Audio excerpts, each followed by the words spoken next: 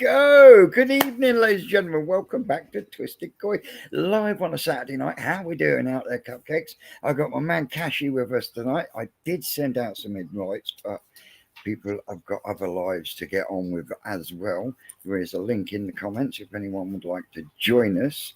But how we doing, mate? Good, thanks, pal. Yeah, had a good day. Just potting around in the garden and getting everything sorted out today. So it's good. Yeah, it's like we were just talking about the temperatures in the background there, weren't we? Hi, Raf, you all right, mate? Yeah, we were. Um, Uh, and yeah, they're holding out. Winning. They're still eating like fury. So It's all right, my. Oh, don't go doing things like this. My new tablet thingy is playing playing funny buggers. Take that out for me. put it on my laptop this time, so that's good. So, Scrag, how are you, mate? Sean, Susan, Andrew, Right, Sarah. come on. Yeah, right. Well, I Nice to am. see everybody. I do apologise if it flicks backwards and forwards. It's a brand new tablet thingamajiggy, so I'm still trying to get used to it. But hello, everyone. Where were we? Yeah, koi things. How are the fry doing? Because you've had a second year of spawnings now, haven't you? Yeah, they're doing okay. It was a late one. We were planning to go to Oz again to see the Lions test game in Melbourne, but it was just too expensive in the end for the flights. We had the tickets, but the flights were just too expensive, so we ended up staying. So Caroline had gone over to see her mum in Lincoln for a weekend, sort of late July, or and I thought, stuff it, I'm gonna have a go, and we got a spawning. It wasn't a planned one; it was a bit of a mixed bag. But the fry are actually doing okay. It wasn't as big a spawning as I was hoping, well, that I expected, but they're doing all right. The one thing I did get, and the bugger with fry, especially small fry, there's a few issues. Uh, Spawning late in the season is a nightmare because I use live food from a vat. Yeah. So next year I'm going to time the spawning with the live food bloom because I've had years where I've had tons of it and no fry, and then I've had fry and not enough. So like this year it was a bit too late for all the live food. Really, it was starting to have sprouted wings and flown off, sort of thing, with the Yeah, mosquito definitely. larvae, Daphnia crashes, and things like that. So that was one problem, and the other one was I got Costia.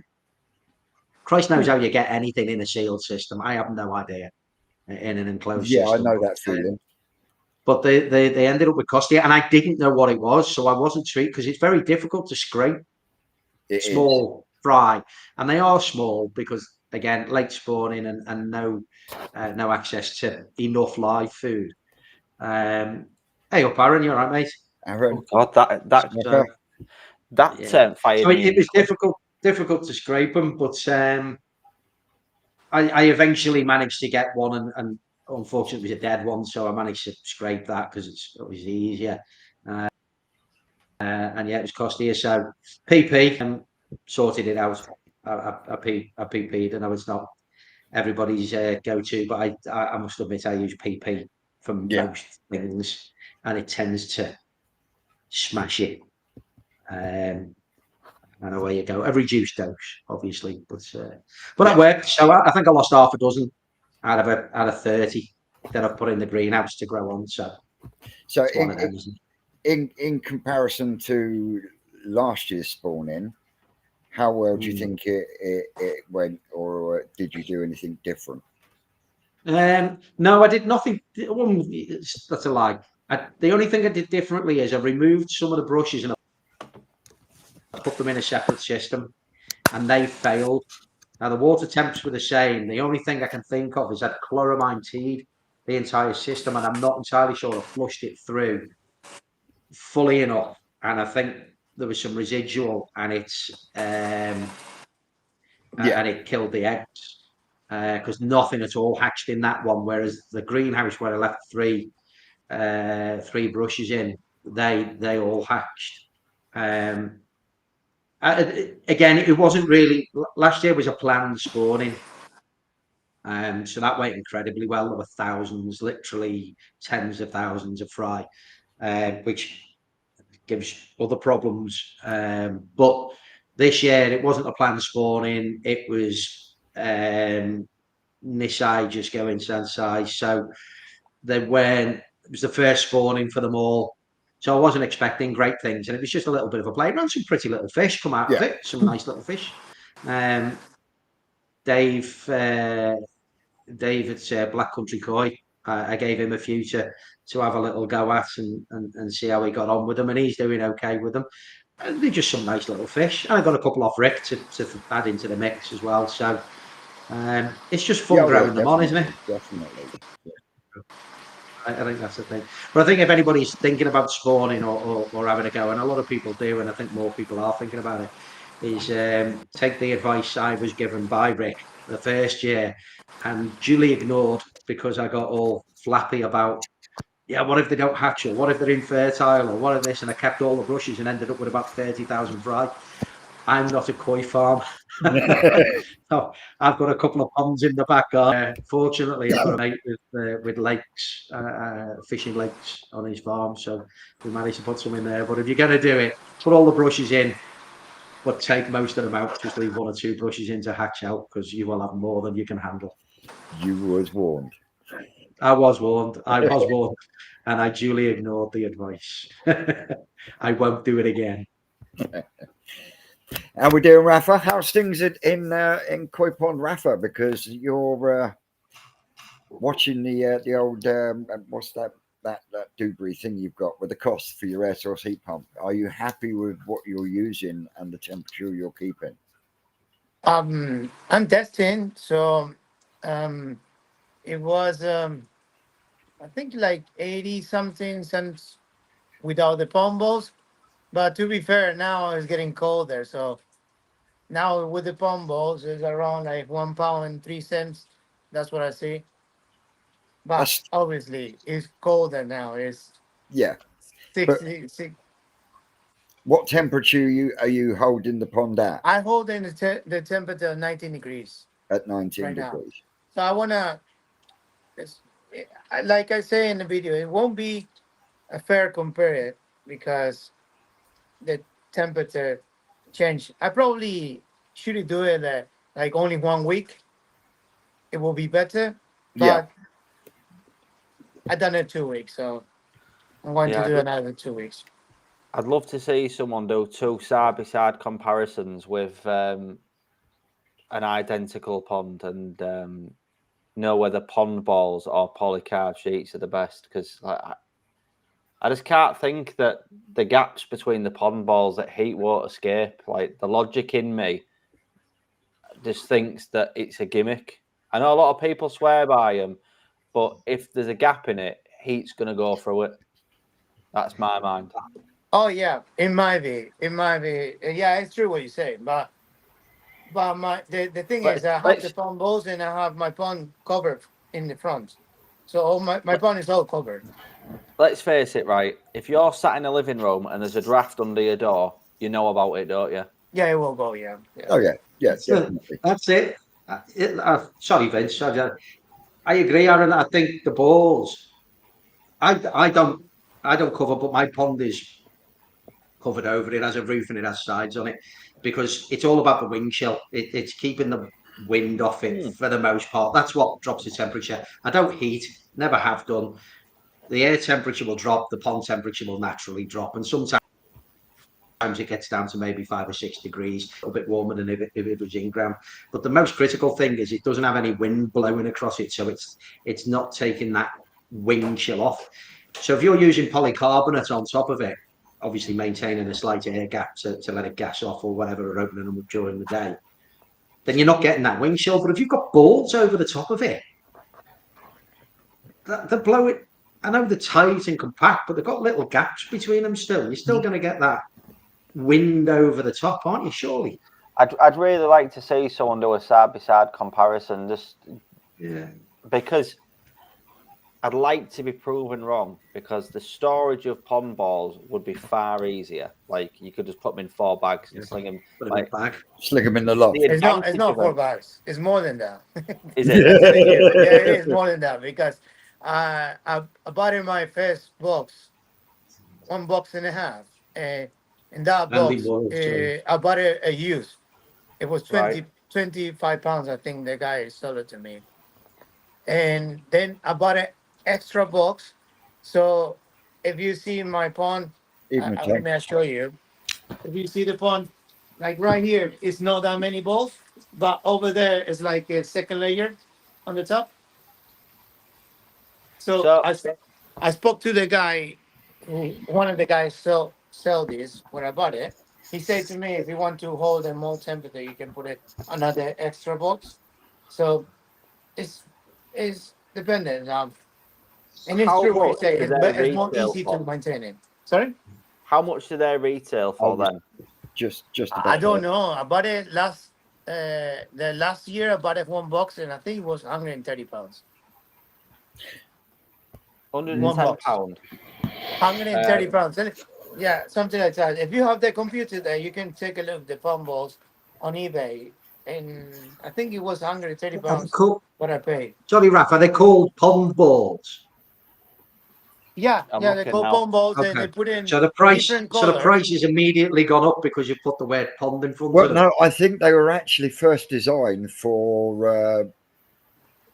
The reservoirs. design and is different. stuff. If you see, It's they're not like they're not round. Sharpie saying that they're They're not not like round balls. They're like Yeah, I've got them on the screen. Okay. they're split in the middle. you see, it's Okay. like in the middle. Yeah, So yeah. it's a funny I just- shape. I'm not. Yeah, something like that. I don't know. Yeah. I think Irish Geordie uses them, doesn't he? And he uses them in quite Yeah, severe. they use He it does, in yeah. pool To as be well. fair, Mark, yeah, he He does. does every year, and he swears by them. Severe Yeah, weather he does. conditions. I mean, it's definitely going to Yeah, stop it's bloody wind cold blowing up across there. the top. But I'm looking at that at 135 Somebody quid uses some on the pond for severe weather. is a lot of polycarb off Facebook Marketplace. Well, it's past now, isn't it? Yeah, Don't leave those there, they'll get ruined or spoiled. we Thank you. were talking about temperatures backstage before we started, and That I've envelope noticed finished. that since I don't have any rainfall or wind, This envelope my finished. with. pond is sitting Yeah. at about 15, 16 degrees. But Thank you. at the same time, it then puts me in that horrid zone where it's not 12 degrees, it's not 18 plus, it's sitting in between. So I think that's why I'm struggling at the moment to get rid of flukes, because I think the pond is full of them, even though I can't find them. I've done scrape after scrape over the last 2 weeks and found nothing. But Betty swam past the window this evening and she looks like she's covered in, all I can describe it as is little blood spots. And I've spoken to Rick about it, and he's like, I haven't got a fucking clue, you know. So I'm going to be scraping them again tomorrow, but I am almost positive that there is flukes. But at the same time, then where have they come from? Because there's been no new fish added to the pond just recently. Is it just because I'm sat in that zone that's kicked off something that was sitting there in the background? I've just gone through a round of fluke as well, Vince, but I mean, my temperature at the moment is just over 20 degrees because I'm heated. Yeah. But yeah, I've just done a 2 week sort of cycle of getting rid of fluke. But You know, I'm not struggling with parasites at the moment, but my God, I'm having a right laugh for blanket weed at the moment. Really? Yeah. Oh, and when I say like how long it is, from my shoulder, it was touching my foot. Bloody Are hell. you feeding heavy, Aaron? Yeah, I'm still feeding 12 times a day, Tony. I'm Yeah, heating my well, it's- local area He's at the eating moment, his because whole obviously choice. I'm not covered and it's in a swimming pool. Yeah, well, it's the nitrates, isn't it, and phosphates you're producing Oh, from yeah. feeding heavy. Yeah, Isn't it? Aaron's just I doing just that at the got moment to everyone. funny you should say that. Here you go. Look, I'm just from utilities warehouse with gas and the electric ones coming. They've been underestimating my bills for the last 3 years. Ah, no. 4 Oh grand. dear. But there's a thing they can't charge you back if they've underestimated your bills. They have to write off everything prior to the last 12 months. They can only charge the last 12 months, so it brings it down a little bit. But yeah, they've. I've been thinking, God, I tell you what, my gas and electric bill's not too bad actually, to be fair. But yeah, this arrived in the post today, so Oh, they're mate. expecting to get 1,600 quid for the gas and just over 2 grand for the electric. Wow.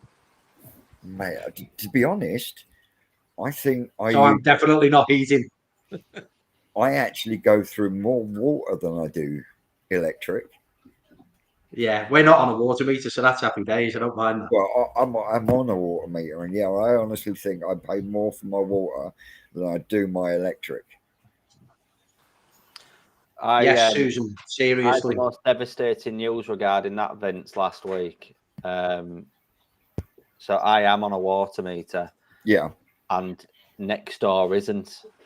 And I've used his hose pipe for a very long time. Yeah. Or a Yorkshire waterman outside his house with a water meter in his hand, and I was like, "Why now? Why couldn't you wait for a few weeks before I fill my pond up?" So, When we moved in, and I got I phoned the utilities company, and they said, "Oh, you're not on a water meter there. There's only 2 here in the house. Do you want a water meter fit?" And I said, "I keep coy, mate." He said, "Oh, we won't bother then." I said, "No, don't bother, mate. Don't you worry about that. I'll just pay the standing charge. Thanks very much." Someone's saying in the comments that heard UK bills, any arrears will be written off soon. Yeah, they can only charge the ombudsman. There's I did a load of research as soon as I came through the door, but there's a back billing thing. So they're only if energy companies cock up your bill, because I'm supposed to be on smart meters, but they've not been sending the readings. So yeah, he does. So the smart reading meetings haven't been going through. So they've done everything on estimated readings since we moved in December 2022. Yeah. So it's their fault, not mine. So they can only bill back 12 months. Anything prior to that has to be written off. Oh, result. They've tried. They've tried to do it, but I've written them a snotogram today. So yeah, I bet. I don't blame you. So, how's the build come in without ruining any videos or anything? I've been receiving physio all week for my shoulder. I can't lift the glass. Mate, I told you swinging from scaffolding is just not going to do you any good. And then last weekend I had 5 lads coming down to help me on Saturday. And people like Scraggs had offered to drive like nearly 3 hours to come and help me lift it. Sarah as well offered to drive down. So I had an abundance of help last Saturday, and it just peed it down non-stop. Of course, you've got no cover over the top, have No, you? so that was a write-off. And then Sunday afternoon was bone dry, but then everybody that I'd planned on was working nights, so that was written off. Today was another day where I had a load of people lined up, so it's one of them. I can't muck in to lift it because my shoulder's knackered. So I'll wait and see tomorrow. Bad Stew from Greenwood Coy messaging me like, if it's dry, we're doing it. So I don't know, but I've got stuff to be getting on with, but I want to set my water right. I want to valve it off, set my water right, so I know I'd set all my filters and everything else that goes with it. And I don't really want to just do that by guessing it. Yeah. So yeah. And how's things down there in Farmore? Right? Yeah, as I say, Vince, I had a round of fluke that I've got rid of, so they're scraping clean now, so that's good. Yeah, they're all doing very well, actually. I've got a couple of fish in a hospital tank at the moment, but they're healing up. They knocked themselves. Got some salt in there. But yeah, very good. Sweet. The gaswads are really doing well. It's a matter of what I do with the leftover gaswads now. I know that is the only thing. And when you're growing fish on, it is sometimes a pain to get rid of them. But I have to say, just on the gaswads there, while there's a lot of people in the chat who took part in that, fair play to all of you guys. They were, I mean, I know Rick had to do the spawning, but you know, if you've got the parent set right, then you've got a chance. But I know from experience, trying to select koi out, trying to do those cullings, and then trying to get them to grow on is something else. And I know Tony, you and Dave have a lot of banter on the We page and did, the group, but yeah. everybody I was robbed. who took part, all of those fish were just out of this world. I mean, really, everybody should be quite proud of what they achieved there. oh yeah, Because it's- definitely, without a it's- shadow. of You a doubt. know, Well, hey Vince, you can vouch for the fact that raising fry is quite difficult, isn't it? Yes, mate. what you getting at, Paul? Because you can't. I killed my fly this year. Yeah, I know. actually, No, it was brilliant. It was brilliant, and it's what a great way of doing it as well. I was lucky because I've got quite a lot of very good Sankey. I mean, I chose what I thought was the best one, obviously, and I chose 3 more that's gone into the pond, so 4 of them. But I've got quite a few more that are very good Sankey. So if anybody's interested, Mate, honestly, chatting with Rick, and when we were going through the Sakai Kahaku spawning that he done, and when Rick is saying that what would be the cast-offs from Sankey spawning were better than the actual Kahaku spawnings, you know, he then knows that he could do 2 varieties in one go and still have the quality there. So that for him is invaluable, that knowledge. Can you see what I mean? And the fact that he was able to see how these fish grew and were produced in varieties of systems, water and setups. Can you see what I mean? So he's also seen how his fish do in different water setups, different filter setup. Can you see what I mean? So for him, the growing show is absolute, just like sponge for him, as in information for next time he does. I'm going to do a Dave next year and not show mine all through the year, I think, because You'll still win. I had a chat with Dave afterwards because I was interested in seeing. I know he's going to enter again next year, but obviously I've got those Shiros that I'm spawning next year. Funnily enough, but I was going to ask him to grow a few on and just to see the difference he can get with them than I'm getting with them, because I just haven't. That's the bit I haven't got yet. I haven't got the setup properly. Although the ones from last year did well. Mate, I have to admit, I'm happy with hold that. back on your Shiro spawning and do I next know. week Gasrod. Honestly, I should do. honestly, yeah. Enter the Gaswads, Paul. there is no way I am killing fish next year because Shiro. We'll see. You said that last year. We'll see, Vince. You'll want so many fish again during the course of the year. You won't have nowhere to put them, and you'll mix them up and kill them. You need to empty that Frankenstein. Tony, you're a savage. Yeah, wow. That, He is, yeah. Hey, Fair play. hey, You know, it's but- nothing like being told, is it, Vince? At least he's fucking honest and straight Yeah, to be tell you what, face. right? You know what I mean?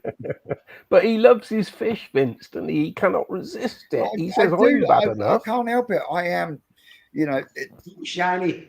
it's become part of my life, you know. And Like a magpie, innit, with fish. if I could Yeah. have an acre of land, you know, I'd have ponds everywhere, you know, because it's just day in, day out. But when you're stood there in the sweetie shop with the pick and mix in front of you, I know. I'd be the same. you know what I mean? Yeah, Vince with yeah. fish Like is a naughty me kid, when though, I you keep go, getting your when hands you go slapped. to Odeon and you get to fill one of them cups and you just ramming it in, get the lid on. That's like Vince with his Yeah. pond in it. Yeah. Honest, He couldn't be more passionate, could he? Really? No. mate, not at all. honestly, I mean, Steve's not with us tonight because he's got a prior engagement, but he was round that Monday evening, and I turned the whole filter system off because I wanted to give it a clean. And I went back, see, I've looked down the bottom, and as we worked in, because everything was absolutely dead still, clear, I've looked in and I've gone, fuck me. Steve, we're clearing these out tonight. Yeah. Oh, mate. But seriously, you've got to keep them alive this next year, Vince. There's no way we can let Dave win a third Oh, not year. a fucking chance. Oh, it's nailed on, mate. I was an open book all through the year. I was an open book. I kept showing mine. Everybody knew what I got until the last little bit and when I was going to choose. But they saw all mine. Yep. Next year. But They're not going to see you them. wasn't the They're only not one. going to though, see mate. them. They're Which- going to be little glances of them just for content. Watch Dave's. That doesn't make the difference. Watch Dave's old videos of when he first set the IBC up and things like that, right? And he's extremely technical, but he's very gifted at selecting fish. That's the difference between. I had this discussion with him actually, and I 100%. It's the difference between Japan and UK koi is the experience of being able to select fish from a very, very small size. If you buy a Sakai fish, going off the topic a bit now, but if you buy a Sakai fish or parent set and you bring them over to the UK, you breed them, that bloodline is still there, that pedigree is still there. Yes. The fry are the same fry as if they bred them over there. The difference is selecting them out. Selecting. Do you want me to Because show you you? can get the Funny food, enough, he spends on the food, he I think I've got a video I can show you on that, Kashi. I think Well- Shiros are going to be quite difficult for selecting, to be honest, for this next year. That's going to be the thing, how to select Dave's those just got an eye. Shiros. He's got an Well, eye and he's got a great In system all of doing it. honesty, last year, when Dave first showed myself and Rick how he was going to raise the fry, me and Rick looked at each other and went, ain't going to fucking work. Yeah. And fuck Be me. interested in that, Aaron. Sorry, mate, I And did Rick hear will you. admit it as well. I've got a video of some fish that I wanted to pull up on my live, but my computer won't allowing me to do it. But Well, seeing as I want live when someone sends me the videos, I can show you now. So this is what we're talking about of parent stock in another country, but having the right person select them for you. This is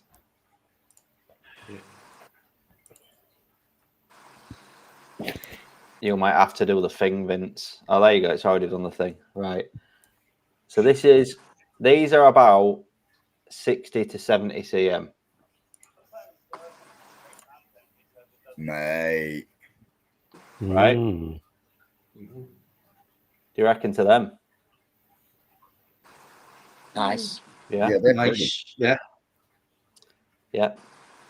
They are Sakai fish from Temu. Yeah. Yep. Yeah. That's from the Chinese Sakai.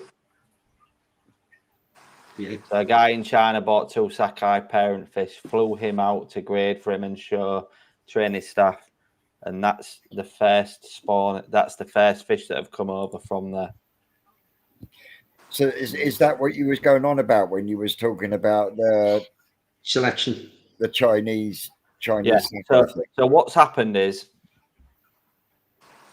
the Chinese guy that spends a load of money at Sakai Fish Farm. There was on about putting restrictions to stop Chinese people buying Japanese fish. So he just said, Yeah. before that happens, I am going to get an operation going in China that is run by Sakai. So he got parent fish over there, flew staff over there, got it going, got them grading, I mean, you can see by that. I saw the two ponds.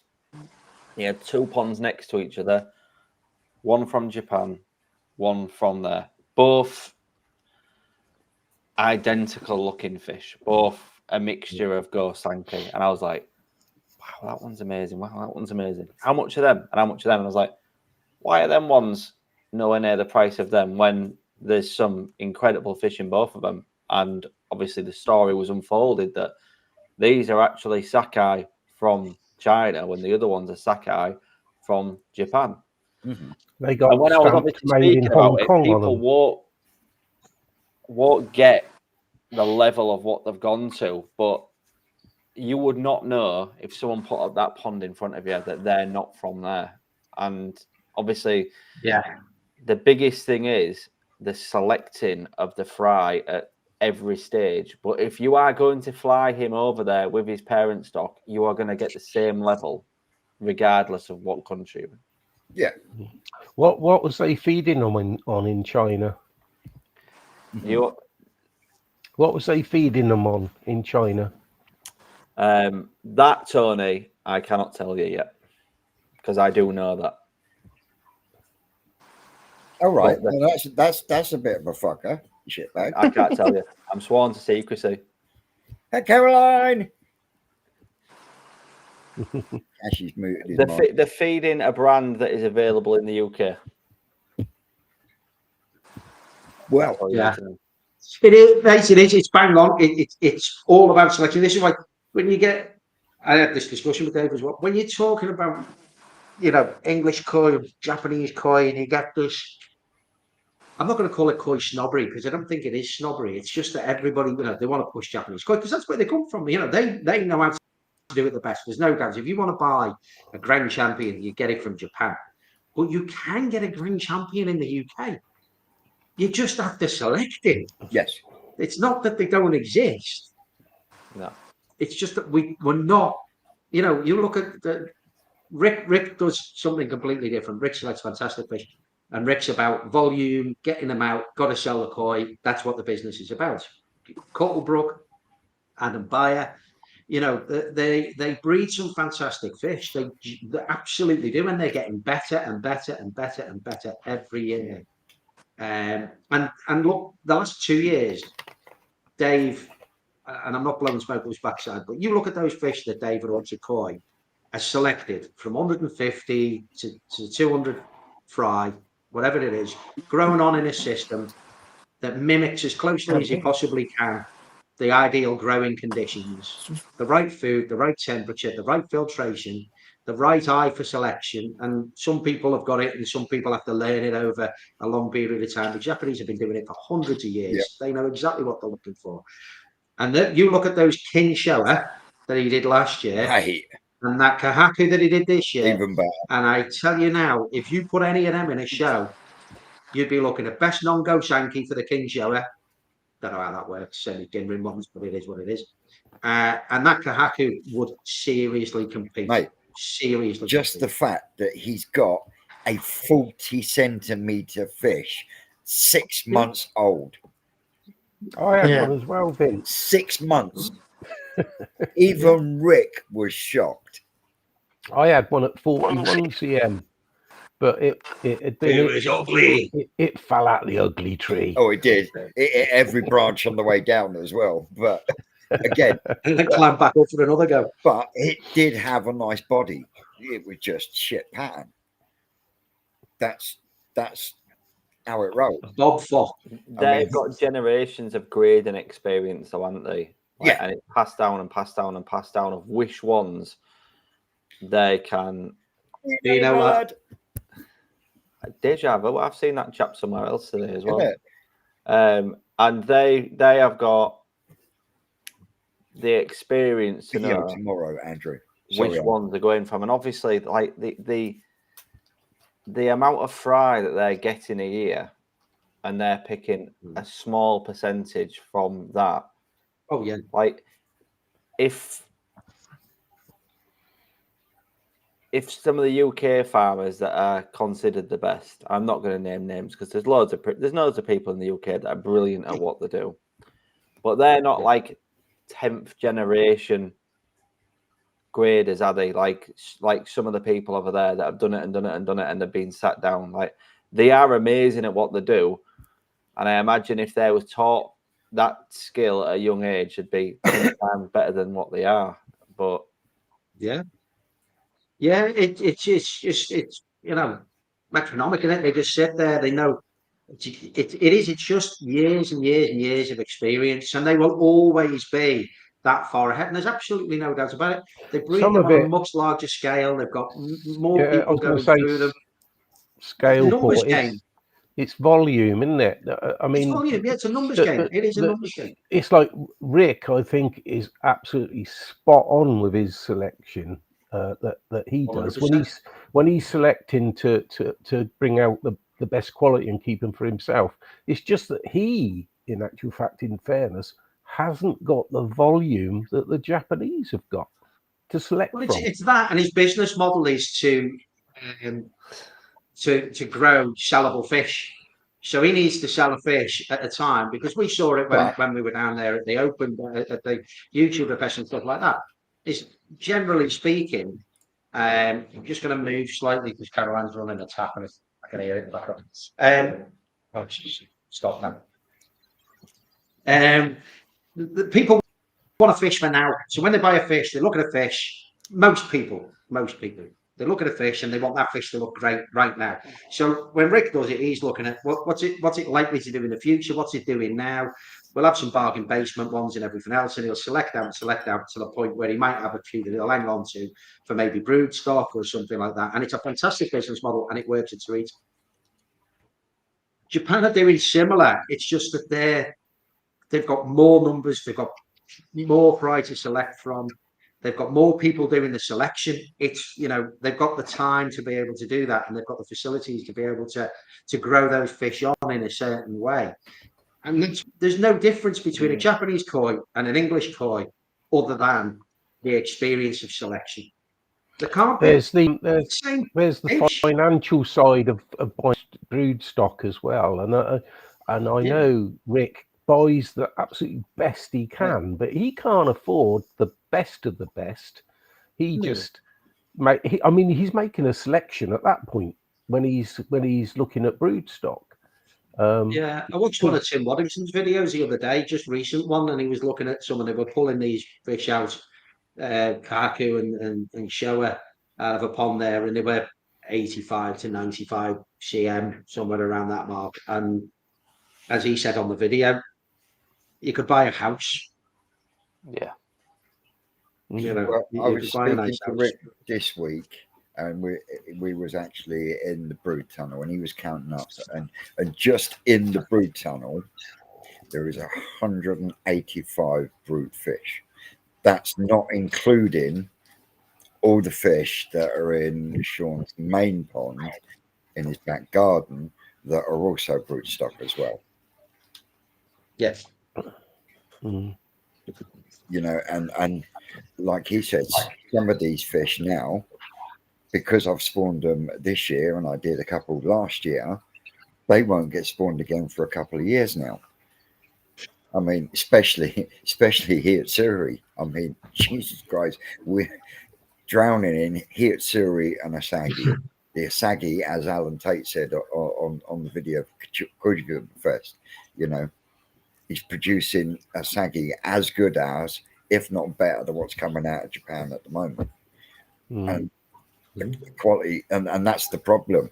Rick's been selecting through them, and because the quality's there, and if the quality's there, you don't want them to go a small price point. They need to go for the price that they're worth. Can you see what I mean? So there is thought there, and that's why certain fish will go into the Munger tunnel, and then move from there to a mud pond. But it'll be a certain mud pond that doesn't really get any attention from Mr. Heron. Yeah. You know, Got a few It's worth doing. going up there, Vince. say again, mate. You got a few questions coming up there. If you go up to Gary's koi, he's got one, and then Aragoki koi's got one as well. Gary's koi.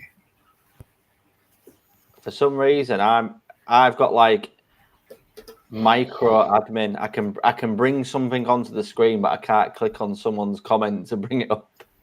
Well, but I can take control and show pictures of my screen really easy. Mate, I was going to talk to you backstage afterwards because I've got a new laptop tablet thingy-majiggy, so you can. Can that wait till tomorrow? Because yeah, pain meds soon and go to sleep. Yeah, but yeah, you know, like we described in the past, where we could sit and So yeah, the only way I found that I could put a comment on there is I have to go on the YouTube channel bit.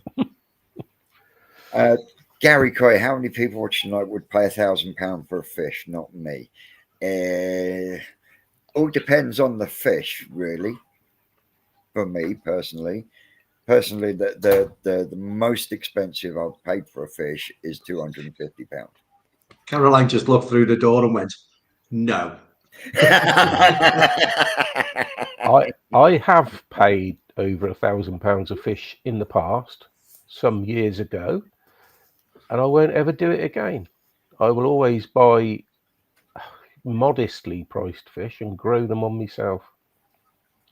What would you class as modestly priced fish, Tony?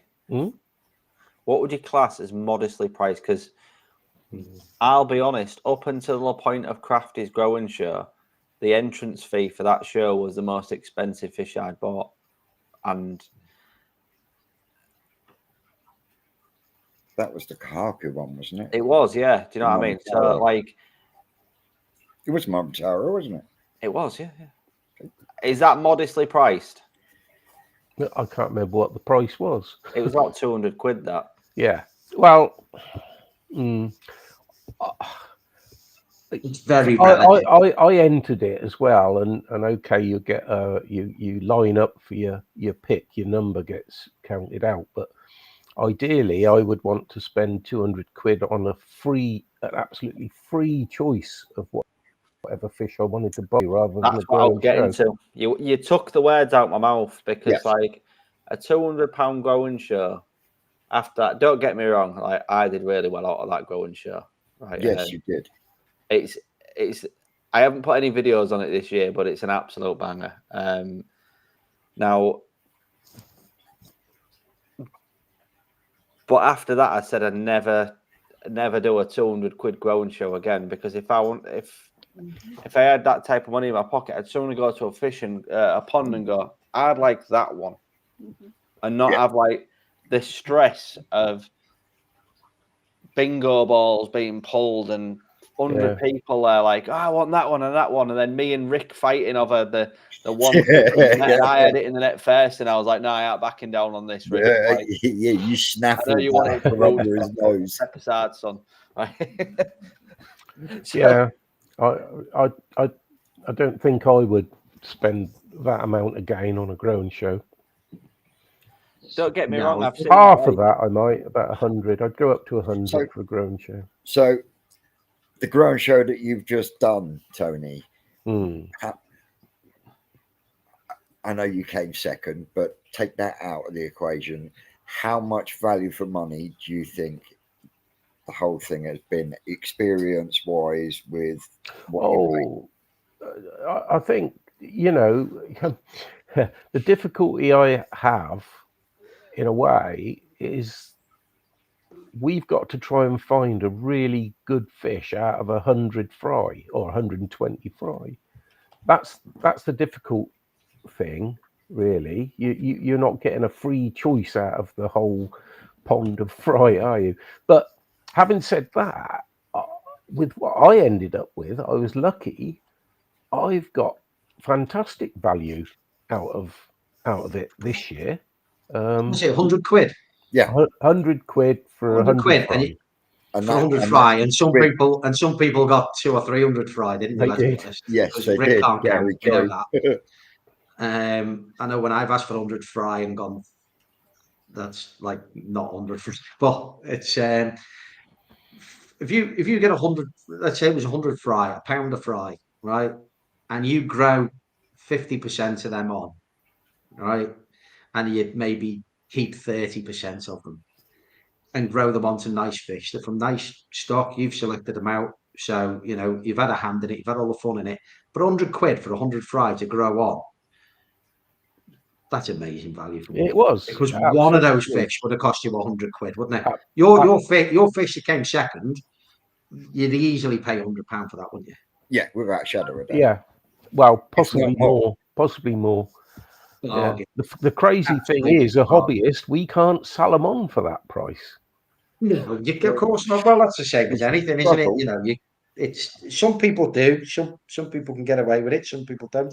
I mean, It's the only thing you've that got to. really tipped you, I've seen Tony. hobbyists sell fish, Tony, for more money than what dealers have sold fish for. I'd like to know how. They're worth what people You will pay wouldn't know for them, that aren't is. they? You know that is. And I'm not going to start throwing names about, but some people have the ability to grow a koi very big and better than anybody else, and they're paying for that person's service. Do you know what I mean? And there was hobbyists at the time. And I'm not dissing it, because if someone puts a price on something and someone's paid to pay for them, it's not expensive. That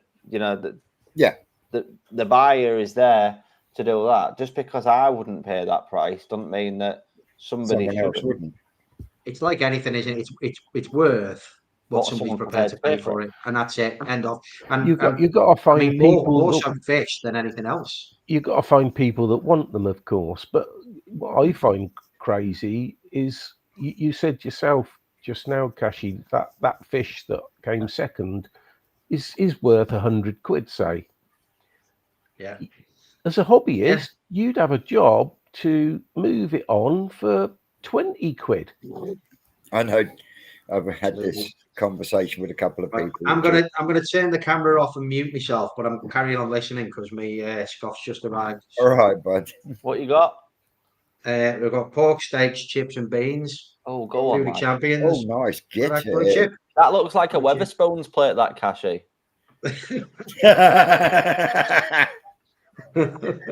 You've been on the rock? Aragoki Koi Oh, says, see you, Dino, lad. Anyway, well I'll be back on in a second. I'll just throw this down me.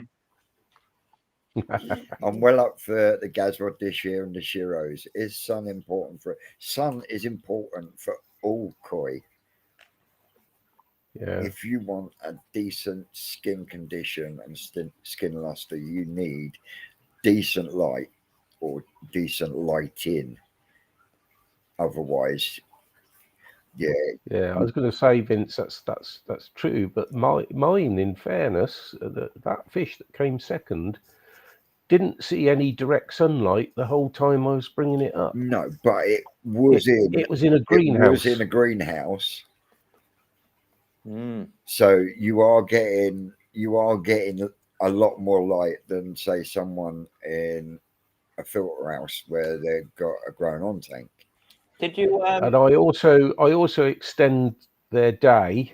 It's still going on now. I extend their day with a daylight style lamp over them as well.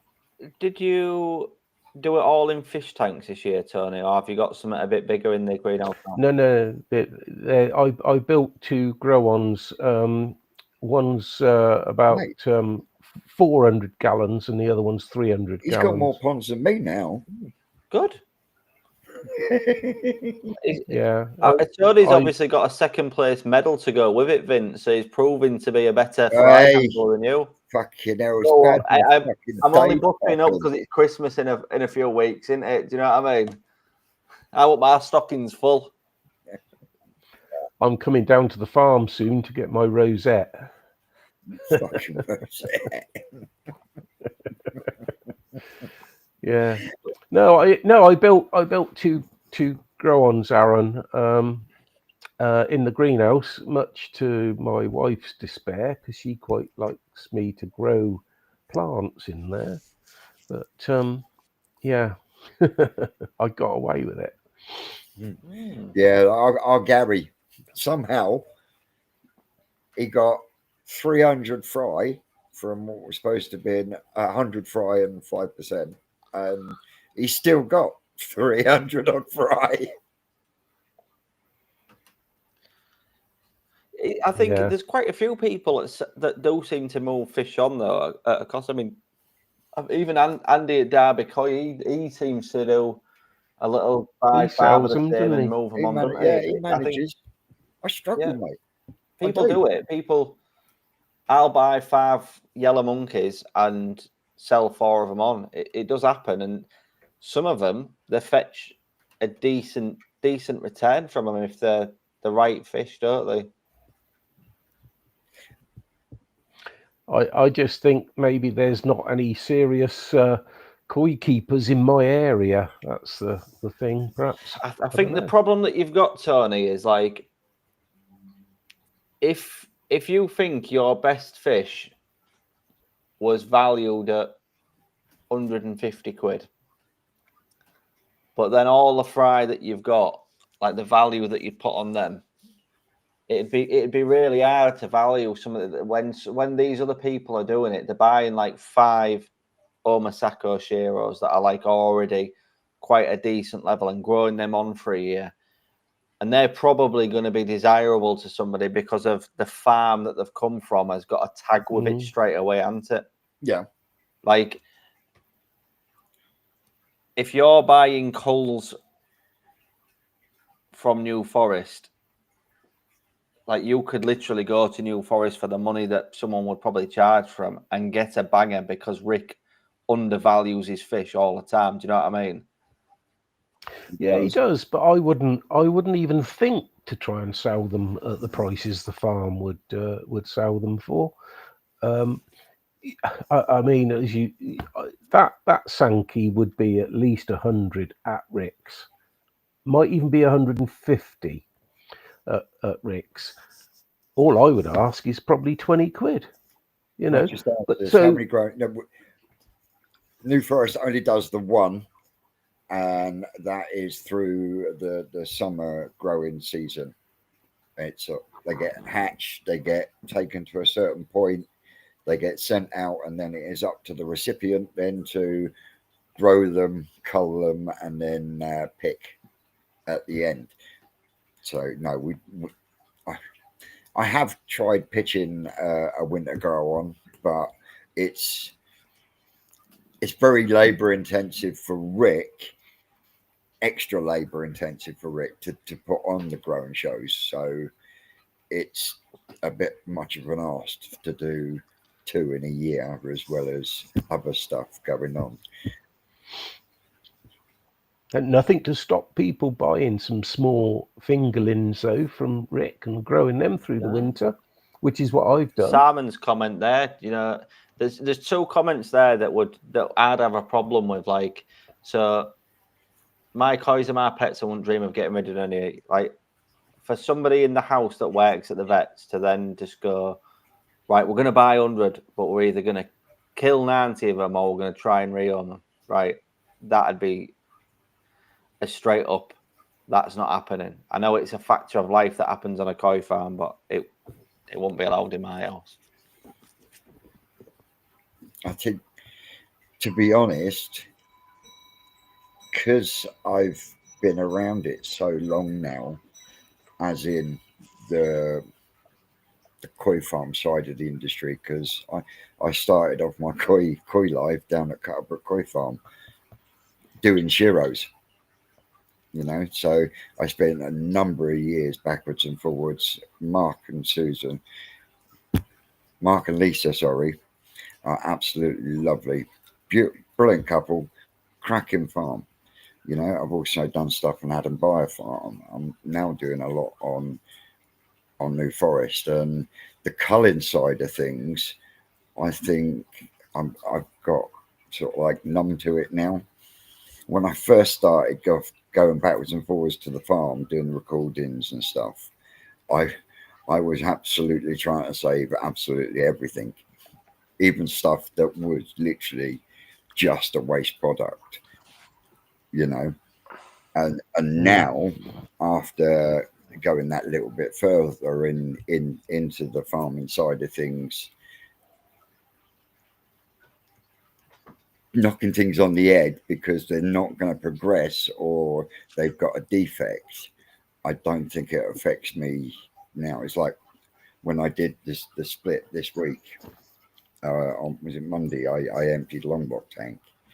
Now I knew without a shadow of a doubt either the Frankenstein pond or the Toeside tank was going to have a major wobble, and it has. But I preempted that with salt, and so far, touch wood, I've only lost 2 fish. But it's one of those.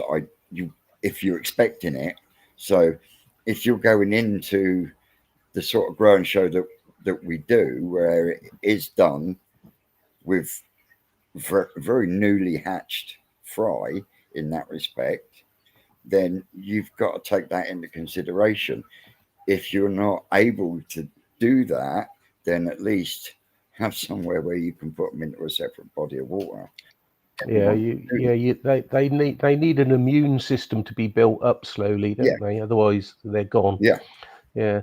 But it's funny, this hobby as well has got so many levels, so many facets to it, that what you do with your koi can change enormously. And I know Vince 2 years ago decided to show fish at the National, and I'm afraid there's been a few of us YouTubers join him this last year. And when you're looking at trying to get a collection of fish that you can show, you're going to have to start moving fish on, because some don't make the grade, not for what you want to do in the hobby if you're showing, you know.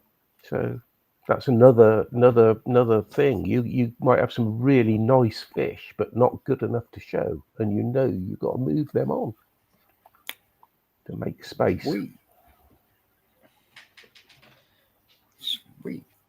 I'll have to chat with you, bud.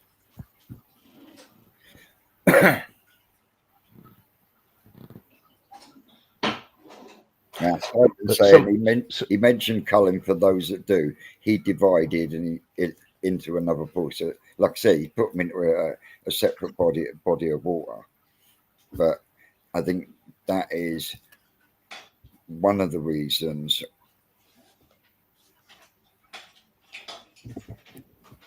I didn't actually cull any of mine that I had this last year.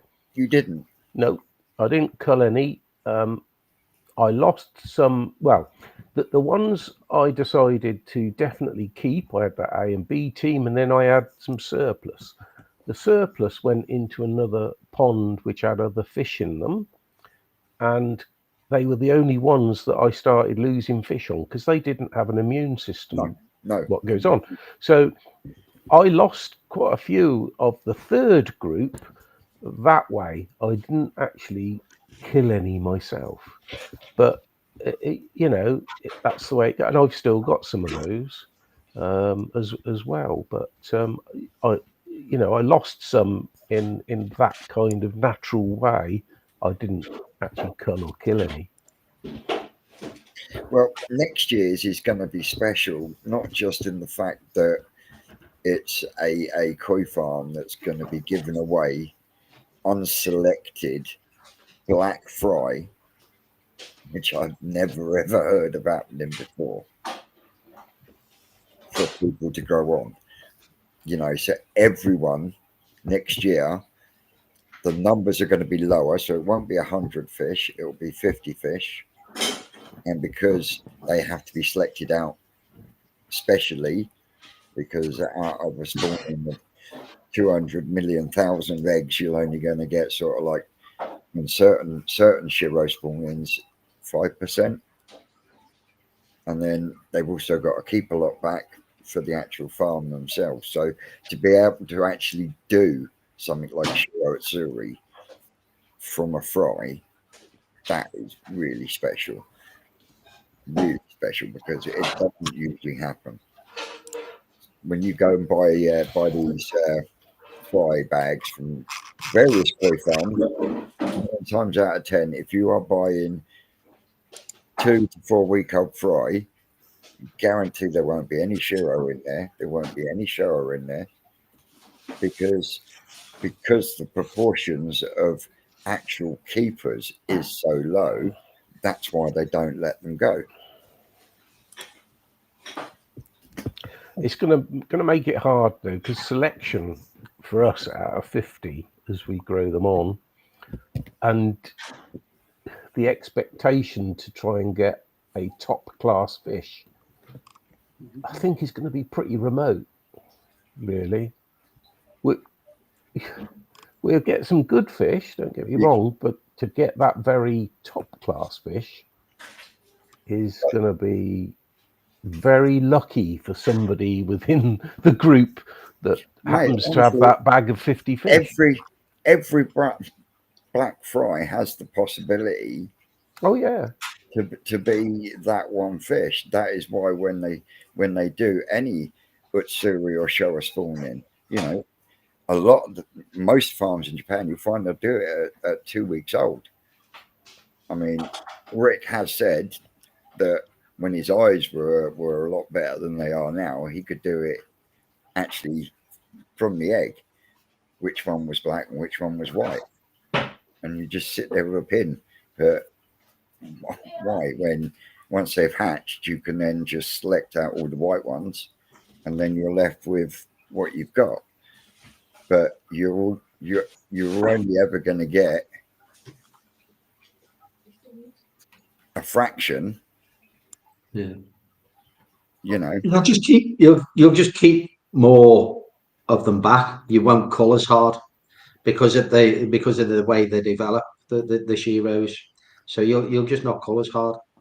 But the competition's between you. You're not trying to get a world class fish. You're just trying to beat Dave. Yeah. Just listening while you guys were chatting away there, and I was filling my face on the culling side of things. And you're right. Look, for most people, it's a hobby. They wouldn't dream of killing a fish. Why would you? It's absolutely ridiculous. But on a koi farm scale, you've got to, because. And aside from the kingfishers and the occasional heron or cormorant, they're not really taking significant numbers and more of a pest than they are anything else. In an environment like that, it's not a natural environment. If in the wild they've spawned and 30,000 fry hatched out, most of them would be eaten. The ones with defects wouldn't be able to swim away fast enough. So you'd only really get a very small percentage of them surviving in the wild.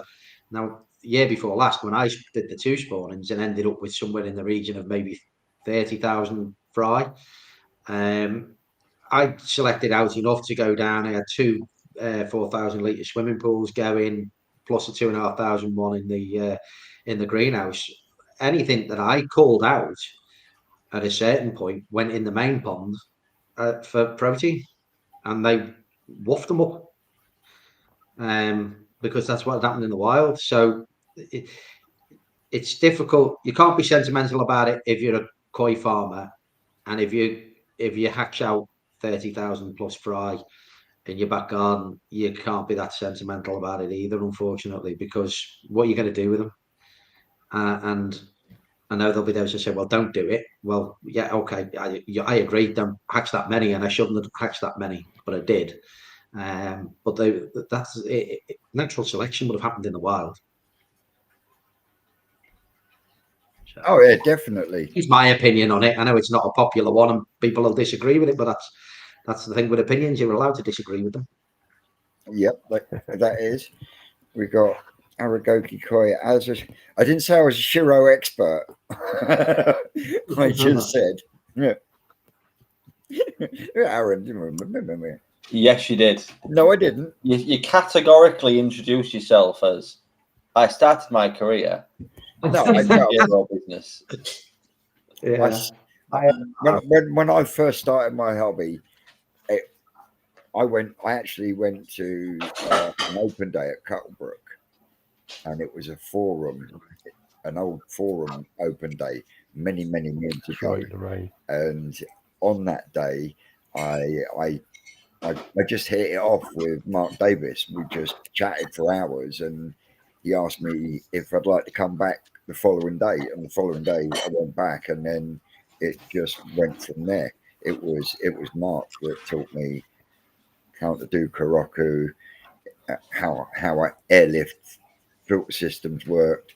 You know, I do owe a lot of my knowledge to him, and at that point in time, Peter Waddington. You know, but I still wouldn't say I'm an expert. That's for sure. But as for Aragoki's question, as the Shiro expert, what are we looking for in the Shiro Fry this year? Well, it actually be next year, and this is the thing. It like the one we've done this year with the Sankeys, we don't know because we're using two different bloodlines that is new to Rick as well. Now, if he was using the Omasako parents, then that's a different matter because he's not just using both the Omasako parents. He's only using one. He's going to be using the Ginrin male. And then the female is going to be the DK Shiro. And we still don't know what the DK Shiros are actually going to do. So, yeah, your guess is as good as mine in that one. But, you know, you're going to have a big chunk of it taken out because the Karaku and that's already been done. And they're going to be brought onto a size like they were this time so that they can be shipped. And then it's down to you. Shiros can take 2 or 3 years to develop. Yes. So, at a small age, you will at some point hit their pet. They will hit a pattern. Yeah. And that will pretty much tell you what you could possibly expect 3 or 4 years down the line. I'm making this kind of assumption that out of the 50 fry, and I'm guessing that they'll be able to count them out a bit more accurately because it's only 50. But out of the 50 fry, we are liable to get 1 or 2 other varieties as well. Showa? There is the possibility you might get Shiros with a bit of Benny on them, but by rights you shouldn't get any Showa at all. No, what you might get is you might get once you've got it off the growth and you start whacking colour food into it, you might get secondary Benny appearing like a washy orange colour. Normally, and this is only from my very limited experience, it's by no means confessing to be an expert like Vince. Normally you get it like on the gills or down on the flanks and stuff like that. When you start hitting them with the colour food, you'll see that secondary Benny come out. It's a very washy, horrible orangey colour. It's not. It can. I tell you what, it can happen any time down the line as well. Because I had a Shiro that was 2 years old, and it was coming along really nicely. And this year, all of the Soroji went orange with secondary Benny. Yeah. It's one of them. That's one of the great things about the hobby as well, isn't it? I mean, look at that. I'd be interested to see where that one, the Cheska bought. That was an amazing fish, and I think it will compete well and I'm sure Cheska will manage to keep that at a right size to show next year. Yes, mate. But the it will fish be you get. Sorry, difficult Cashy. Sorry, mate, go on. Just want to. No, you will not get any Shiromuji from the they'll all be Gatsby black. next year. Every fish that goes out will be black. Yeah. I've got a DK Shiro, and it's got about 20 pence piece worth of black on it. I mean, Should have been bought a cull. mine, and Rick's kept some the same. That there's a black pattern on the head. They got black pec fins, and they've got a bit of black on the peduncle. Nowhere else. And it Can you seems see it under the skin now? I can't see it under the skin. But because Alan Tate picked it for me when I couldn't attend the growing show, that I'd won a spot in it. Like, who am I to say that it won't be a banger? So I'm just gonna have to ride it out, aren't I? But yeah, I just look at it every day and go, I can I tell wouldn't have you. picked you. I can tell you now, Rick. 2 years ago, Rick gave me a Ginrin Shiramuji, and he'd given up on it. Yeah, he'd given up on it. Anyway, about 6 months into me owning it, it started to get a little bit of black on its gill plates, and then down at the tail, at the peduncle, it started getting a bit black. It's turned into the most wonderful that's a Kawabaki you'd ever seen now. In fact, I ought to photograph it again and send it to Rick. Because it gets him every time. It really does. Because he brilliant, isn't it? That's the good thing about the hobby, isn't it? That you can't. But that's what I mean. He bought it as a Matsukawabaki. It went in the water and just changed white, and it stayed like that for about 2.5, 3 years, and then he's like, "Fuck this! I'm going to move it on." And within months of being in Tony's pond, it's thrown out soon. It's a female as well, and he said it's full of eggs at the moment. It may even spawn this year. He said, "Yeah." Oh, hang on. No, wrong button, Vincent. Right, hang on. Vince, I'm going to watch this from my couch. I'm going to lie down because my shoulder's killing me. So I'll wish you all good night. I'll still be in the comments. Cheers, Aaron. Take care, mate. Okay, Look after that shoulder. Yeah. Jonathan's saying, seriously, you have to cull them. It's illegal to put them in a pond, stroke lake, or river under farms and fisheries offences. Yeah, absolutely. That is true. Yeah. Unless you have the lake owner's permission. It's private lake. That's different. Like my friend has a farm up the road from us, and they have fishing lakes on there, so I can put them in there if I need to. But we'll end up, if people just throw them in the waterways, we'll end up like Australia. For most parts of Australia, koi are banned. They're not allowed to import. 3 states in Australia, which is quite a significant part of Australia. Yeah. When you look at the size of the state. So I definitely know Victoria is one of them. So, and where is it, Mustang? But they had a real issue with them in the waterways over there. So yeah, you can't do it. You're absolutely right. You can't do it. So. Talking about Australia, get across to Mustang Koi. He's doing He's doing some spawning at the moment. Yeah, go across, give my man Jens some twisted love. He will really appreciate it. He's down under, so they're in their summer at the moment, and that is right, isn't it, Kashi? It's what? Sorry. Summer, yeah. Down under, it's summer at the moment, isn't it? Yeah, it is. Yeah, it's glorious down there at the moment. Yeah, get across to Mustang Koi. Tell him the TwistedOne sent you. It will tickle him pink because I know him well. But yeah, he's doing great out there at the moment with his systems. They had the weather for it as well. Oh, mate, the temperatures over there, don't they just? And it'd be nice to have him on again just to find out how he does cope with like the temperatures and the pond, because sometimes that water temperature's got to go way past the 30-degree mark. Oh well, where is he? Where's he based? I'm not 100% sure. Depends where he is, because I know in Melbourne they do have seasons. I mean, it does get hot. I know we were up there a couple of years ago for Christmas, and Boxing Day was 36 degrees, and it was, they do have hot summers, but they do have very mild autumns and winters. They do get the occasional frost. Doesn't often drop below 0, but it certainly hits sort of that frost temperature around 2-3 degrees sort of thing. So yeah. But you go to Brisbane. Australia is such a vast country. You go to the Northern Territories and stuff like that, and it's absolutely screaming hot all the time. So it depends where it is. The water temperature will rattle up in the summer. Sorry, I was just looking at the comments. Someone was saying there's plenty of koi in Lakeside, Doncaster. Well,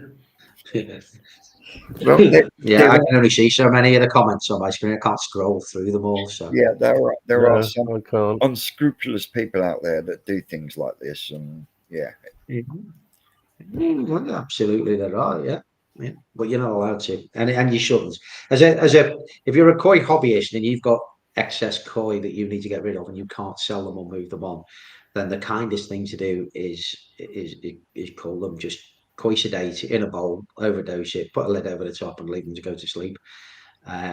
Because if you start throwing them into the local waterways because you believe it's the right thing to do, or you're squeamish about seeing them off, No, you that's can't, actually more harm than good for the fish and for the hobby. So, and it's difficult because it's really easy to get yourself into a position, especially when you start out, because everybody does it. You start out, you might get a couple of garden centre koi, you might pick a couple off somebody who's shutting down a pond or something like that. And as you start to get into the hobby, and I doubt there's many people that this hasn't happened to, is you start to see, more quality koi. You go to shows, you watch YouTube videos, and you start to think, oh, actually, my fish in my pond is shit by comparison. So you start to look at wanting to offload some of those, garden centre koi in inverted brackets, and some of those poorer ones, and you end up, with more koi than water. yep, Because unless you're killing them off, and the number of people I see buying koi, so the dogs will come in the living room and they've been in the garden all day, so they're lucky. So yes, it's I difficult. really You've got to be wish able to do something with it. I really wish I'd kept a contact that I had a lady contact me about 4 years ago, I think, and I'd had 500 fry from New Forest, and I ended up with 250 quite good koi distributed all over the place, and I needed to move them on. And this lady approached me, and she has got a farm nearby. And I don't know which farm it is, unfortunately, but she said, could I have them for my pond? I said, well, it's a lot of koi to put in your pond. She said, I'll show you a picture of it. I mean, it wasn't a pond, it was a lake. Yeah. So so she put them in her what she called pond on her farm. But I'd love to be able to go there and see how they're doing. But I'd have liked to have kept contact, but I've lost the details. pressing the wrong buttons again.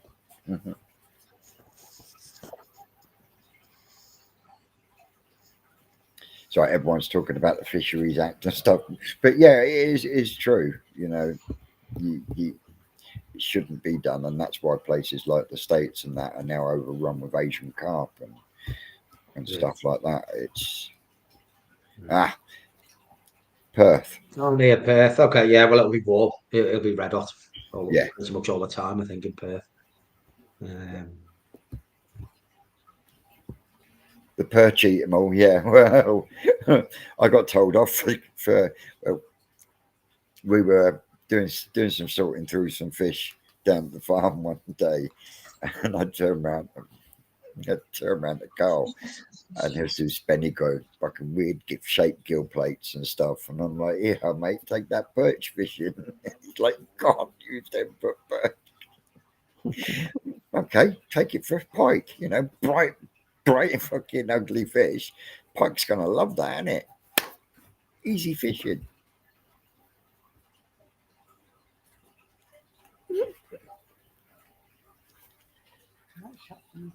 Yep. So on that note,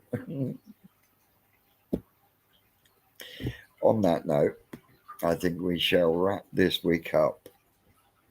I just got one question for Kashi. Ooh, For go on then, Paul. fire away. Paul, what are you planning with your spawnings this coming year? Well, Be careful. yeah, Caroline. Shiro. I was hoping to do Shiros. I mean, I don't take part in the gas one. I watch it from, I'd say from afar, but I watch it quite close up actually. But I don't join in because obviously I do my own. But I've got a New Forest koi female and a Ginrin Masaka male. That's very nice.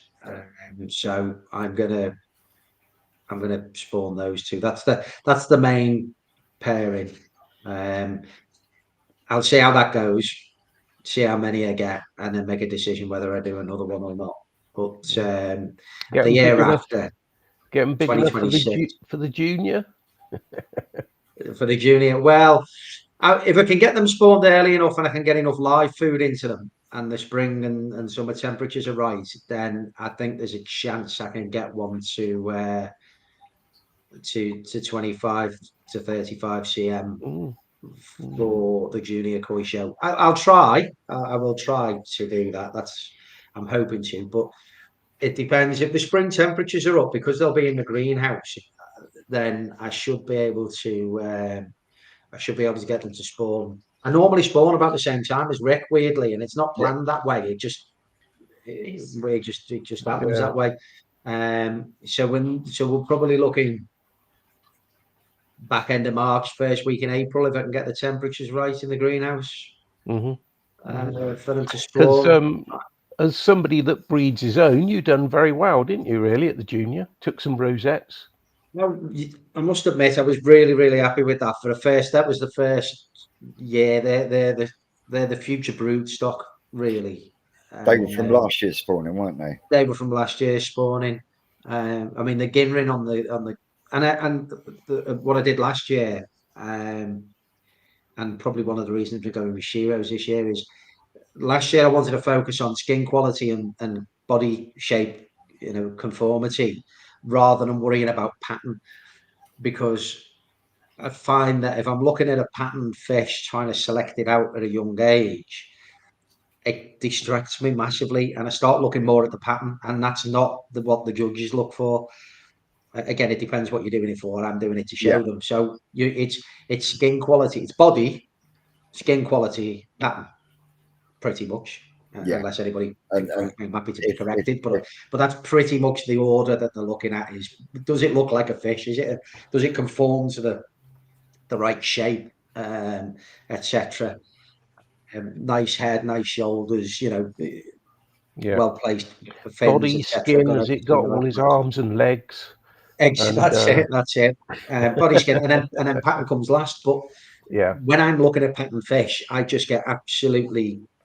You get distracted, don't you? It's like so focused on the pattern, and I've selected fish out and then looked at them later on and gone, "What the fuck have I done that for?" It's shocking. Great pattern, but it looks like a flaming chamasaba, or it's got a twisted head, or there's all kinds of things go. So yeah, I'm going. I definitely need a haircut. It's all over the place. Shiros are the next one. One because I really like a Shiro. Caroline likes a Shiro.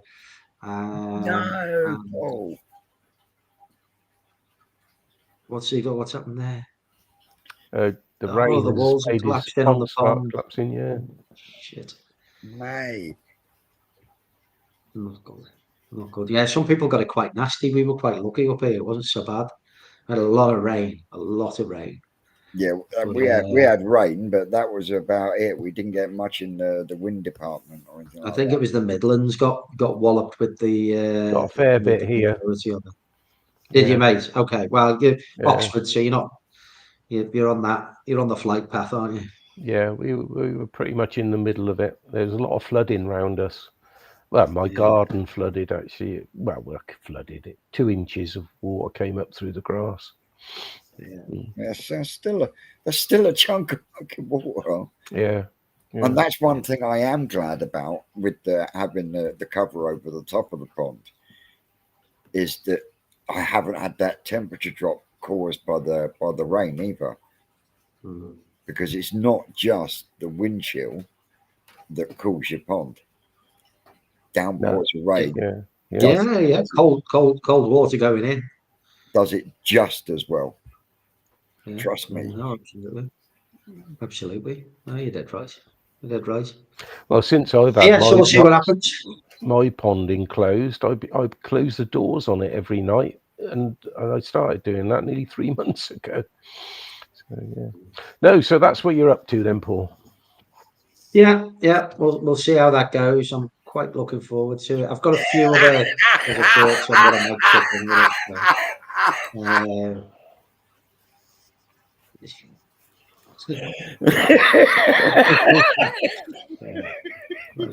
Yeah, we'll see how that goes. If it goes well and they grow on quickly enough, and I can move them into a different, I might do another spawning. But I think just one's enough for a back garden hobby. Aragoki is saying, was that you flushing out your pond filters at the same time, Tony? I was accused this year of watering my garden with a hose pipe because there was water going across the road in front of me. And funny enough, I got a land drain that runs down between me and the bungalow next door. And if we have heavy rain, it sort of comes through that because it takes the land for about 4 or 5 houses above me, and it goes across the road. And there was me saying on our Facebook group for the village, no, I haven't been using the hose pipe. How dare you accuse me of that? It's the land drain. Anyway, it turns out is my next door neighbour broke his bloody water main by parking on it with his 4-wheel drive on where he was parked on the meter box, and he's bust his pipe. So anyway, it wasn't me, but yeah, I do use quite a bit of water. I don't mind admitting it, and I'm not metered either, and I won't be if I can help it. No. Well, you've still got a choice, mate. Say no. Yeah. And last of all, Rob's asking, what temperature am I at? My pond is sitting at 16 degrees at the moment. It's hovers between 15 and 16 degrees. That's what I mean. I'm in that wrong zone, really. So I've got to make a decision. Carry on growing the fish in long block, or take that out and get the air source heat pump in there and on the pond, and either cool it down to 12 degrees or take it up to 18. Yeah, sitting between 12 degrees and 18 degrees is horrible. Yeah, and there's nothing other than taking the side off the pond, which then defeats everything I've done. Yeah, yeah, but next week the temperatures are going to start to drop off. It's been quite mild, hasn't it? Today was a cold day, but it's been relatively mild. So I think as they drop, if you drop below that 12, my ponds today were at 13 and a half, something like that. It's been quite cold up here last night, so they're starting to drop off. Greenhouse is a couple of degrees higher. Even though the Frankenstein pond and the Toso tank are enclosed, they're sitting at around 13 degrees. Yeah. So it's definitely the wood burner that's helping. Helping maintain it. So I might actually put the tarpaulin across the front to stop a little bit of that. Maybe that'll help. Yeah, Jonathan's right there. Get out of Pheromonas Alley. Absolutely, yeah. Well, mine's running at 21 at the moment with the air source heat pump. I'm going to try and run it at that until Christmas, but then it will be going down, and it'll be going down to the lowest I can set it to, which isn't 12, unfortunately, it's 15. No, the lowest mine goes to is 15. So, like I say, don't bother. Let nature take its course, and they've been fine. They've been fine. So I think unless you can maintain it at sort of 22 all year round, it's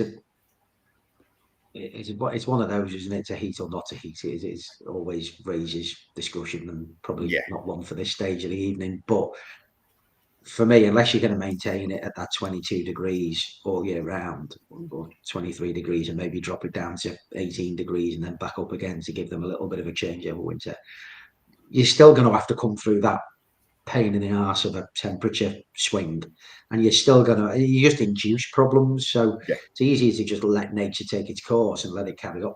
Again, it's Mm. different for different people. I know that it's not the same for everybody, so I'm not Yeah. suggesting it. The thing is, I say the air source heat pump goes down to 15. It won't kick back in until it goes 2 degrees under that. So I do sort of achieve that kind of temperature. Then it goes back up to 15 and down again, and 2 degree difference. Yeah, You so I just mean, you've got to hold 18, but as long as if you're holding 18 or above, or 12 or below, that's what I mean. So if I can get fine. But if you're between 12 and 18 degrees, and again, it's not an exact science, but it's there or thereabouts. If you're holding between 12 and 18 degrees, you're just going to induce problems. Yeah. You're going to induce bacterial issues will be the main ones, because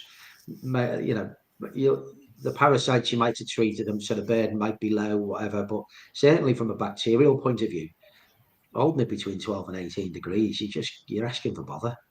Just below or above. that's what I said. I'm sat in that.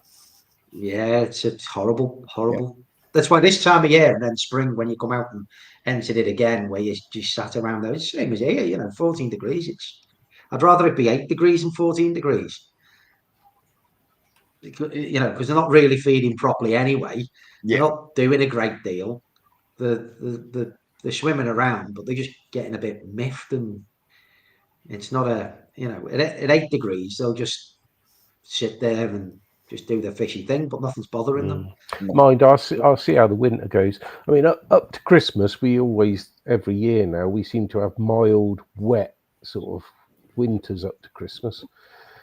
Yeah. And then the new year is when we start getting the freeze, isn't it, really? January, It is. February, March. But I'm going to see how it goes, really. Yeah, absolutely. Susan, I think you bang on there. I think that's good. Mm. Yeah, Jonathan, you're right, mate. That it always is this time of year, that hovering window between you get a warm day and it'll spike again. So you just got to stay on top of it. It's the same for everyone. So it's all good. And on that bombshell, I'd like to say a massive thank you to everyone that's joined along. Aaron in the background. Who else did we have on? Raphael from Crazy for Coin for Goldfish. Get across, give him a like, share, subscribe as well. We all know Tony down there. Father Christmas, he'll be busy soon. Cash is my main man. Yeah, get your letters in. Hey, Get your letters in. mine's longer than yours. Oh yeah, I can't keep it long. I've shortened mine. And as always, guys and girls, I'd like to thank you for joining along. Don't forget, on your way out, like, share, subscribe, and all that shemizzle. I've been Twisted Koi. You lot out there, you know you're great. And we will see you again soon. Good night.